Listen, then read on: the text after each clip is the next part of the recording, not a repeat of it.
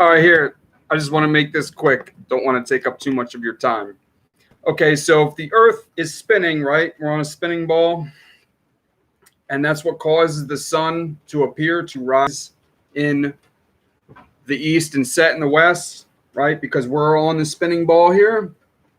Well, have you considered that if we're standing underneath the spinning ball, that we're traveling a different direction?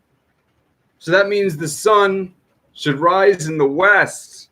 Yeah, if we're down here in the southern hemisphere. Look, let's draw it on a piece of paper. I made a little circle for us. Can we see? Stupid light. With an arrow clockwise. And I pushed pretty hard with my pen so it'll come through the arrow on the other side. There it is. So I'll just trace over that. So I'm doing this. So you see that I'm not cheating. I'm doing it live here. Shit. Stupid pen.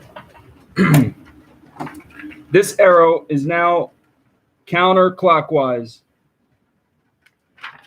The sun, the moon, and the stars should appear to go in the opposite direction in the southern hemisphere, but that's not the case. Obviously, we're not on a spinning ball. Destroyed you, NASA, Satan.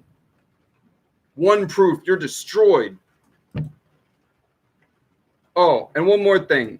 You know, they say the Coriolis effect. The toilets flush one way in one hemisphere and the other way in the other hemisphere. So I wonder then, at the equator, which direction do they spin? Neither?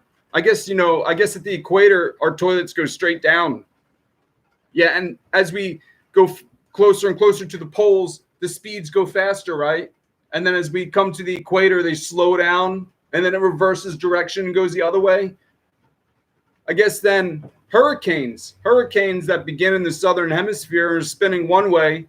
They reach the equator and they slow down and then spin the other way when they get into the northern hemisphere. Isn't that amazing? Wow. Spinning ball Earth is so freaking amazing. Yeah, I think we've all been deceived. So if we're not on a spinning ball and NASA's lying to us, then obviously there's some other answers out there. There's another truth because we are not following the truth. And according to my studies, NASA rakes in $22 billion a year. Your taxes, $22 billion a year out of your pockets. For what? Just make a couple videos, shoot up a couple rockets, they come back down in Bermuda Triangle, back down in the ocean, to spray chemtrails in the air, to poison our food, to keep us stupid.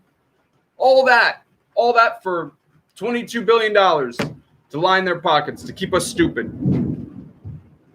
What a huge freaking lie this has been. How does that make you feel, world? How do you feel about that?